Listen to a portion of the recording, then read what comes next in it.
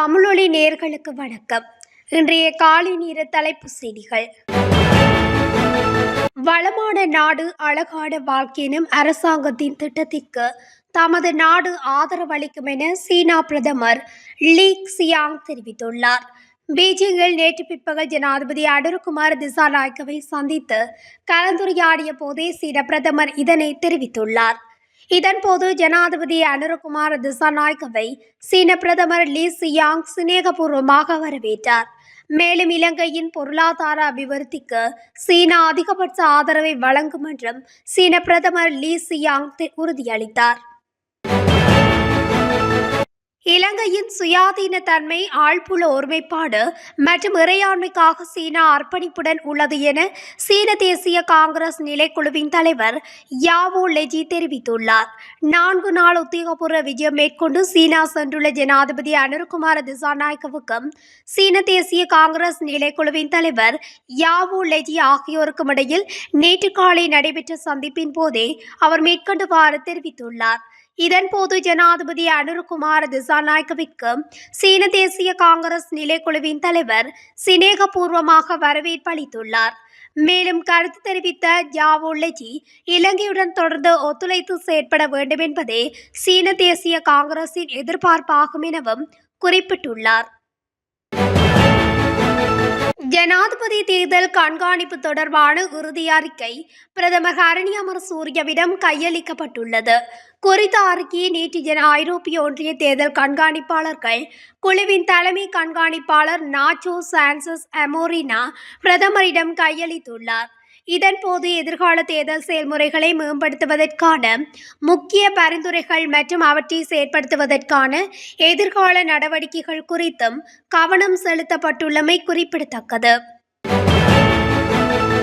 இலங்கை மின்சார கட்டண திருத்தம் தொடர்பான இறுதி அறிக்கை இன்று வெளியிட திட்டமிடப்பட்டுள்ளதாக இலங்கை பொது பயன்பாட்டு ஆணையகம் தெரிவித்துள்ளது. மின்சார கட்டண திருத்தம் தொடர்பாக 500க்கும் மேற்பட்ட பொதுமக்களின் கருத்துக்கள் பெறப்பட்டுள்ளதாகவும் ஆணையகம் தெரிவித்துள்ளது. மின் கட்டணங்களை 20 முதல் 30% வரை குறைக்க வேண்டும் என்று கூறியுள்ளதாக ஆணைய வட்டாரங்கள் தெரிவிக்கின்றன. மின்சார கட்டண திருத்தம் தொடர்பில் பெறப்பட்ட மக்களின் கருத்துக்களை ஆராயும் பணிகள் நேற்று நிறைவடைய உள்ளதாகவும் இலங்கை பொது பயன்பாடுகள் ஆணைக்குழு தெரிவித்துள்ளது. இலங்கை காவல் நிலையங்களுக்கு கெப்ரக வாகனங்களை வழங்குவது தொடர்பாக இந்தியாவிற்கும் இலங்கைக்கும் இடையே ஒரு புரிந்துணர்வு ஒப்பந்தம் கையெழுத்திடப்பட்டுள்ளது. குறித்த ஒப்பந்தமானது நேற்று இலங்கையில் உள்ள இந்திய உயர்ஸ்தானிகர் ஆலயத்தில் கைச்சாத்திடப்பட்டுள்ளது. இந்த ஒப்பந்தத்தின் கீழ் வடக்கு மாகாணத்தில் உள்ள காவல் நிலையங்களுக்கு இந்தியா 80 கெப்ரக வாகனங்களை வழங்க உள்ளதாக தெரிவிக்கப்படுகின்றது. அத்துடன் இந்த வாகனங்களுக்கு உதிரி பாகங்கள் மற்றும் துணை கருவிகளும் வழங்கப்பட உள்ளன. இலங்கைக்கான இந்திய உயர்ஸ்தானிகர் சந்தோஷ் ஜா மற்றும் பொது பாதுகாப்பு மற்றும் நாடாளுமன்ற விவகார அமைச்சின் செயலாளர் DWRP செரவரத்ன இடையே இந்த புரிந்துணர்வு ஒப்பந்தம் கையெழுத்தாகியுள்ளது. தங்காலை வீரகெட்டிய பகுதியில் 2வது மைல்கல் அருகில் இடம்பெற்ற விபத்தில் பாடசாலை மாணவர்கள் உட்பட பலர் காயமடைந்துள்ளனர். இந்த விபத்து நேற்று பிற்பகல் இடம்பெற்றுள்ளது. 2 தனியார் பஸ்கள் ஒன்றுடன் ஒன்று மோதியதில் இந்த விபத்து இடம்பெற்றுள்ளது. விபத்தின் போது பாடசாலை மாணவர்கள் உட்பட பலர் காயமடைந்துள்ள நிலையில் தங்காலை வைத்தியசாலையில் அனுமதிக்கப்பட்டுள்ளனர். ஜனாதிபதி அனுரகுமார திசாநாயக்கவின் 4 நாட்கள் உத்தியோகபூர்வ விஜயத்தின் போது இலங்கைக்கு கிடைத்த பாரிய முதலீட்டை குறைக்கும் வகையில் இலங்கை மின்சக்தி மற்றும் எரிசக்தி அமைச்சுக்கும் சீனாவின் சினோபெக் முன்னணி சர்வதேச பெட்ரோலிய நிறுவனத்துக்கும் இடையில் ஒப்பந்தம் கைச்சாத்திடப்பட்டுள்ளது. குறித்த ஒப்பந்தம் கைச்சாத்திடும் நிகழ்வு நேற்று காலை இடம்பெற்றுள்ளது. இந்த $3.7 பில்லியன் வெளிநாட்டு நேரடி முதலீட்டின் கீழ் ஹம்மாந்தோட்டையில் நிர்மாணிக்கப்படும் எண்ணெய் சுத்திகரிப்பு நிலையம் 2 லட்சம் கொள்ளளவுடைய எண்ணெய் தாங்கிகளை கொண்டுள்ளதுடன் அவற்றில் பெருமளவான தொகையை ஏற்றுமதி செய்ய திட்டமிடப்பட்டுள்ளது. முல்லைத்தீவு மாவட்டம் மெல்லாவி கல்விலான் பகுதியில் வயல்வெளியில் நிறுத்தி வைக்கப்பட்டிருந்த மோட்டார் சைக்கிள் ஒன்று இனம் தெரியாத நபர்களால் வியாழக்கிழமை அன்று தீ வைத்து கொளுத்தப்பட்டுள்ளது. கல்விலான் பகுதியில் வயற்காவல் நடவடிக்கையில் ஈடுபட்டுக் கொண்டிருந்த விவசாயி ஒருவரின் மோட்டார் சைக்கிள் இவ்வாறு தீ வைக்கப்பட்டுள்ளது. இது தொடர்பில் மேலதிக விசாரணைகளை மெல்லாவி போலீசார் மேற்கொண்டு வருகின்றனர். யாழ்ப்பாணம் குருநகர் பகுதியில் மேற்கொள்ளப்பட்ட திடீர் சுற்றிவளைப்பில் 6 பேர் கைது செய்யப்பட்டுள்ளனர். குறித்த கைது நடவடிக்கையானது நேற்று மேற்கொள்ளப்பட்டுள்ளது. இதன்போது போதைப் பொருட்கள் சிலவற்றை மீட்டுள்ளதுடன் குற்ற செயல்களுடன் தொடர்புடைய சந்தேகத்தில் 6 பேரை கைது செய்யப்பட்டுள்ளனர்.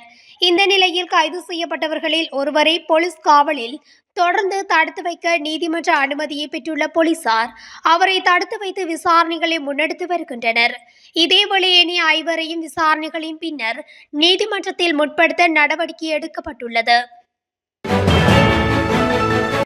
வாகனம் இறக்குமதி செய்ய அனுமதி வழங்கப்பட்டுள்ள நிலையில் ரூபாவின் பெறுமதியை பாதுகாப்பது அவசியம் என நாடாளுமன்ற உறுப்பினர் ரவி கருணாநாயக்க தெரிவித்துள்ளார்.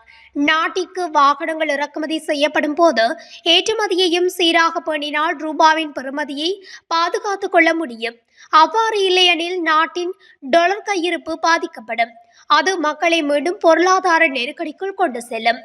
இதேவேளை ஜனாதிபதி இந்தியா மற்றும் சீனா ஆகிய நாடுகளுக்கு விஜயம் மேற்கொண்டுள்ளமை வரவேற்கத்தக்கது.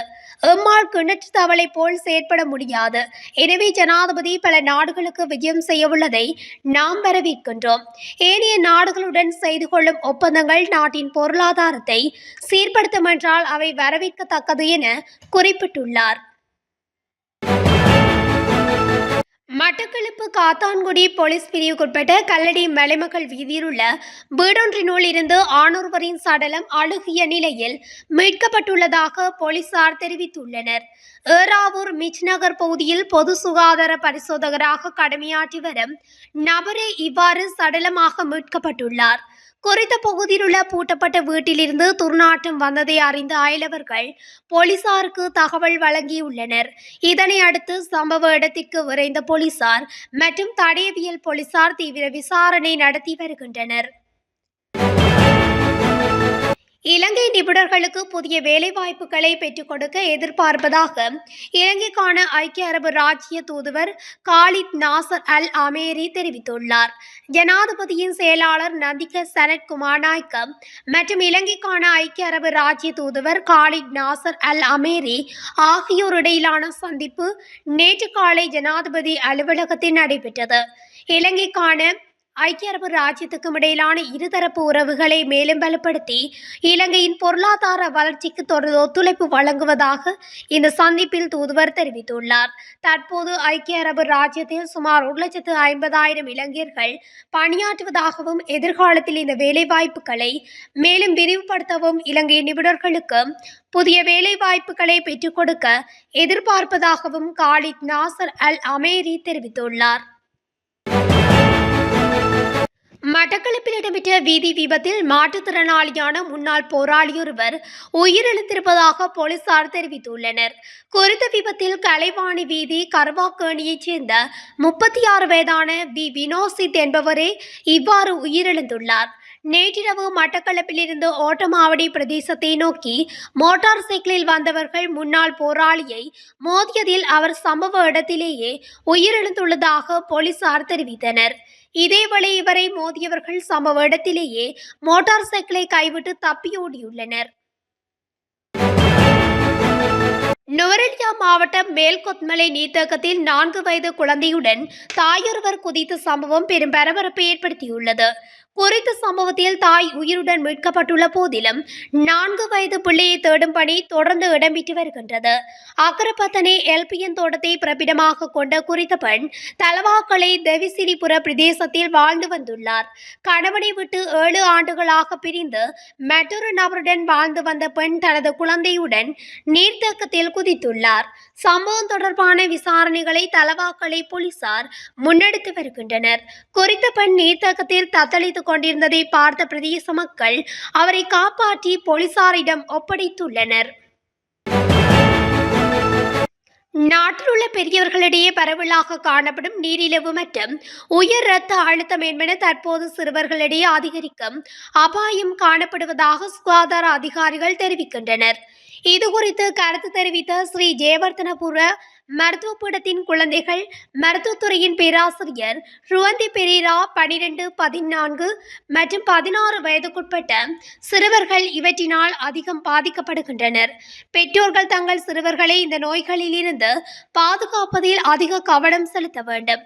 சிறுவர்களிடையே மனநிலை தொடர்பான நோய்களும் தொடர்ந்து பதிவாகி வருகின்றன. இவ்வாறான நிலையில் பெற்றோர்கள் இது தொடர்பில் அவதானத்துடன் செயற்படுமாறு பேராசிரியர் ருவந்தி பெரேரா அறிவுறுத்தியுள்ளார். இத்துடன் தமிழொலியின் இன்றைய காலை நேர தலைப்பு செய்திகள் நிறைவடைகின்றன. தொடர்ச்சியாக செய்திகளை அறிந்து கொள்ள தமிழொலி ஊடகத்துடன் இணைந்திருங்கள். நன்றி, வணக்கம்.